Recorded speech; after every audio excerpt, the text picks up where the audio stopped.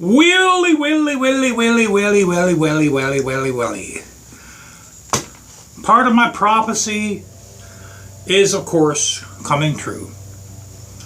For those of you though that don't watch the national news, maybe the news from this region made it through the fires and the cataclysmic destruction over Maui. Maybe somehow the news from here squeezed through and made it into your TV or your electronic devices that you guys and gals favor so much, which are commonly referred to as your brainwashed device. It's called a smartphone. So anyway, we had a mass shooting here in Pittsburgh. I believe it happened yesterday in Upper Garfield. Sheriffs went to it wasn't a poor neighborhood, but it was a low income neighborhood.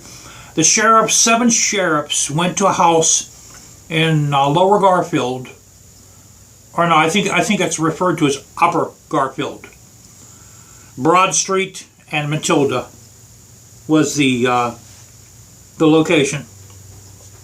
They went there to evict a black American middle-aged man because he decided he didn't want to pay taxes, rent, utilities, or anything else on the house he was living in.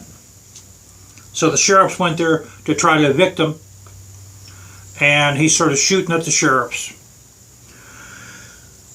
As a result, hundreds and hundreds of rounds were fired from him. I believe he had a semi-automatic military-style sporting rifle. Some people might refer to them as assault rifles.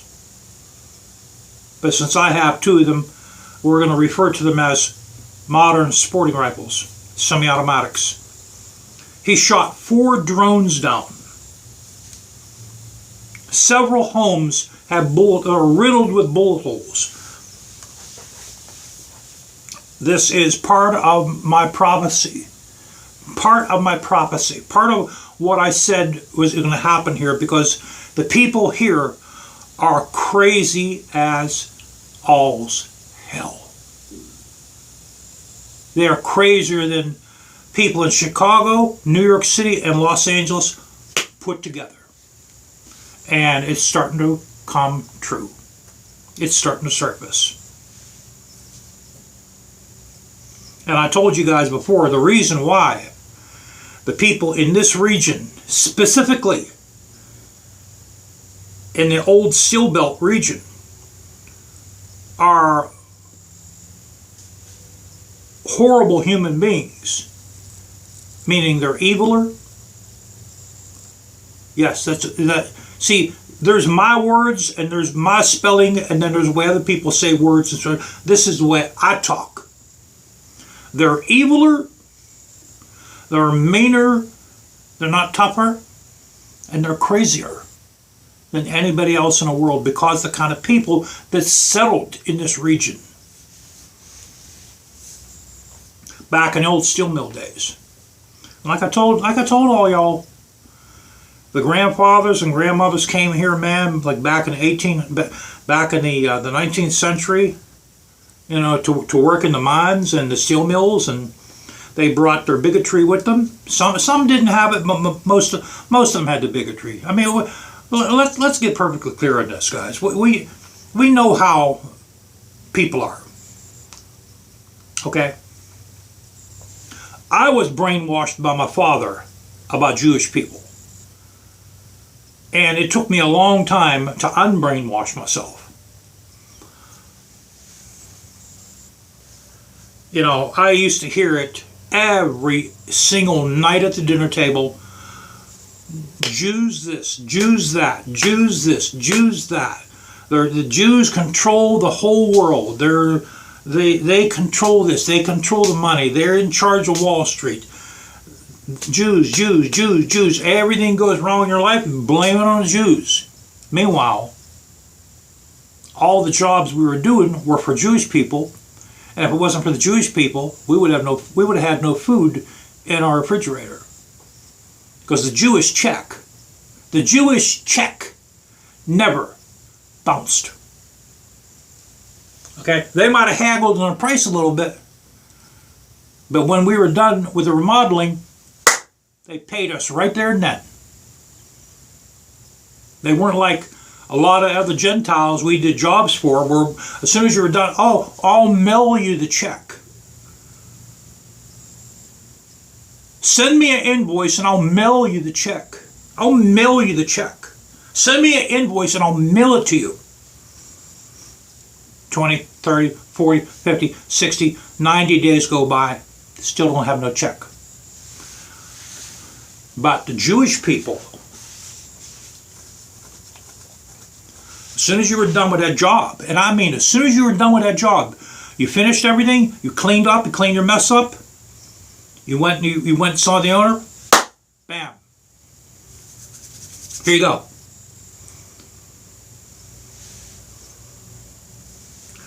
But it took me a long time, man, to unbrainwash myself. See, because my father back in World War II, he was an Italian citizen, or an Italian resident. And you all know the Italians went with Germany in World War II. And my father fought right beside Nazis and SS soldiers. And they brainwashed him. They completely brainwashed him. To an extent, you know, and my father was a special policeman in World War II.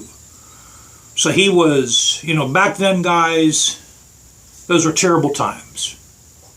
People brainwashed back then. You know, so naturally after the war, he came to this country here, and he still had a lot of that in him. And it was passed down to me, and it was brainwashed into me. It took me a long time. It actually took me into maybe my 30s, my late 30s, mid-late 30s, to unbrainwash myself.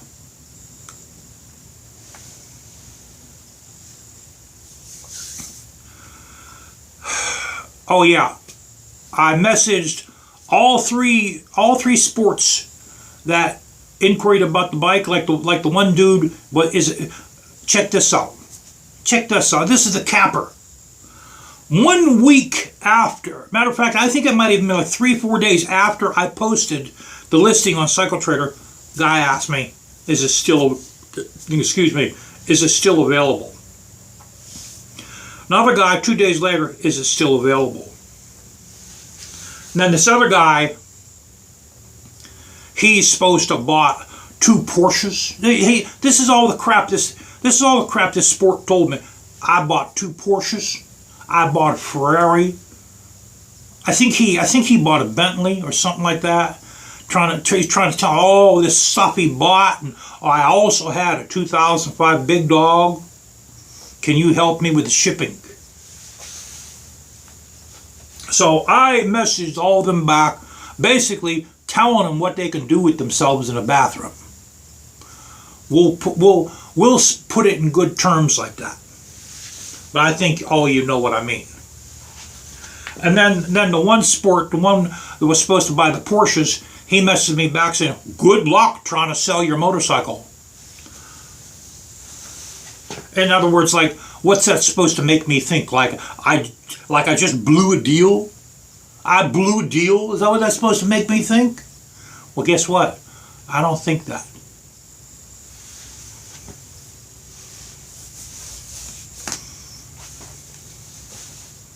Because I really don't care if it sells or not.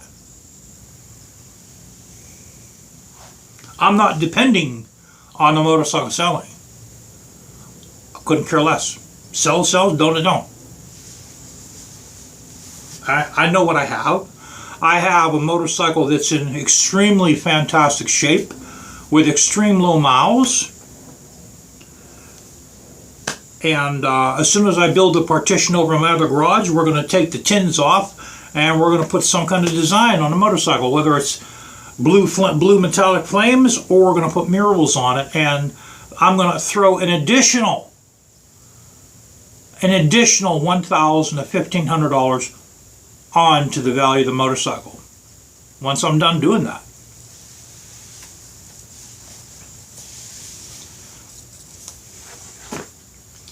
But I'll be damned.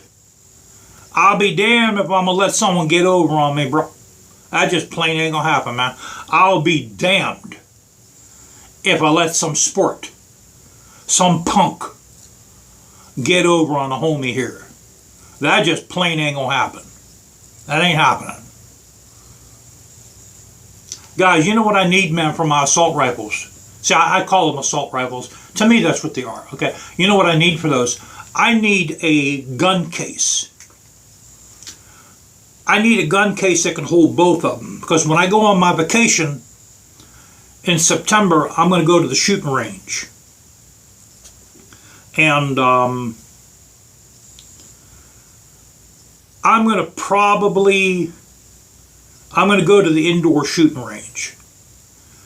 You know, there's an outdoor one too.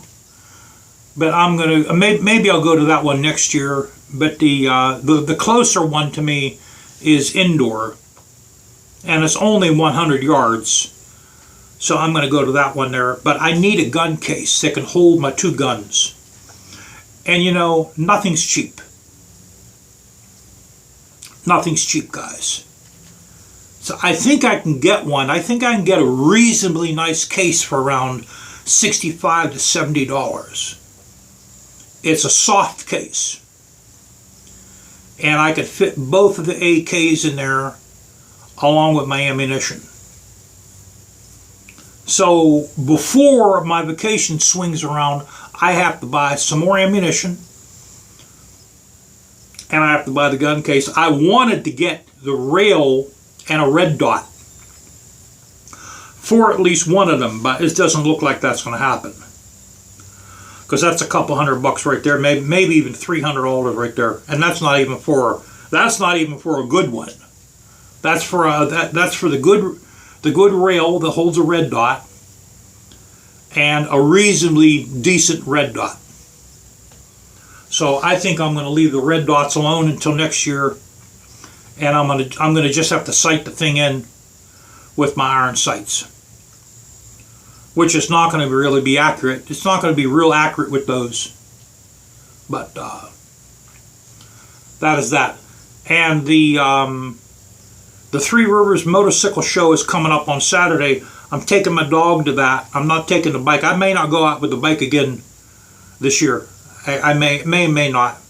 Because I'm not taking it to the Three Rivers, and I'm not taking it to Glory Days. I'm going to take my car and I'm going to take my Husky to both of those. And I'm going to try to get some snappies of the motorcycles at those two get-togethers. You know, guys, years ago, when I used to take my dog Max out in the morning, you could take off at like 7 in the morning and there would be nobody on the road. The traffic would be extremely minimal. Now, there's traffic 7 o'clock in the morning. So now I have to wait till 9 o'clock because the people that are on the road in the morning trying to get to work, they are totally crazier than freaking hell. They are totally insane. I mean, they will literally ram you and keep going. They will literally ram you off the road. I am terrified to go driving on the roads anymore around here. I am literally scared to death to take my car or the bike on these roads. I am terrified. So that's why now I wait around till 9 o'clock when the traffic dies down. All the people that are racing off to work, most of them made it. There's still some that are on the road, but most of them are off the road. So that means now I have less time to go on walks, and I have 2 hours less to do everything.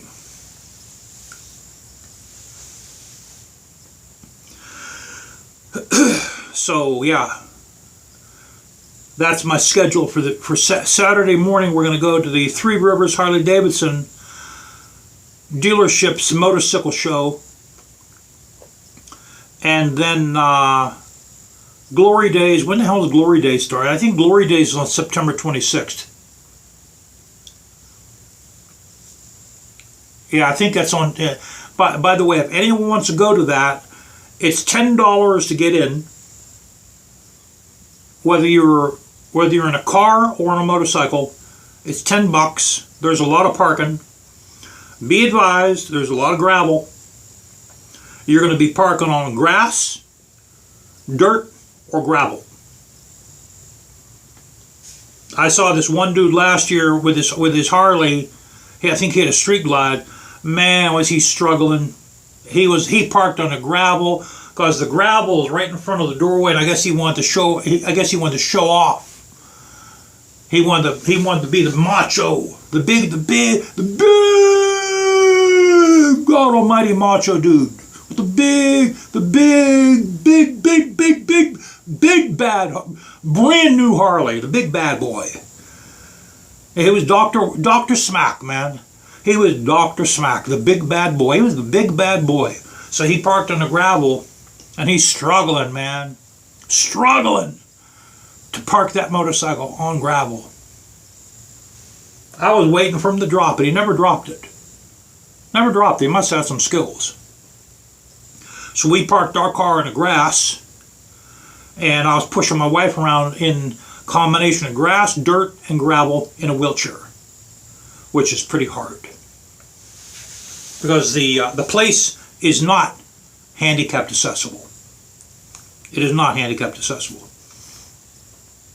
And as for a Big Dog Motorcycles Forum, like I told you guys, the administrators and moderator, they don't do a very good job of deleting rude comments. Matter of fact, I've never seen any deleted to this day. There was other people that used profanity. They would type down profanity, F-U-C-K. They would type that. They would say that to somebody, and the posting was never deleted. They do a real poor job of moderating that group, and that's why I'm not going to rejoin it. I'm not rejoining it.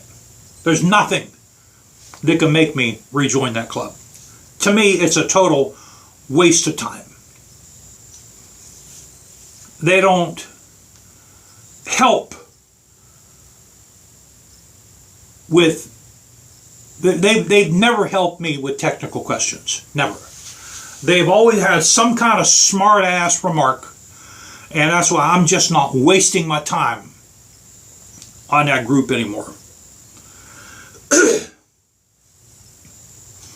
If I have any technical questions that I don't know, I'll go to Big Dog Biker and I'll ask them guys there. They've been pretty knowledgeable to me. So yeah, I just want to tell you guys about the shooting we had here in Upper Garfield. There's hundreds and hundreds and hundreds of shots this guy he was shooting at the police. He didn't kill any cops, thank God. They killed him. They did kill him. And that's just the beginning around here, guys. That's just the beginning. You're going to see more of that stuff happening here. There's going to be more mass shootings here, unfortunately. Because these people here are crazier than all's hell.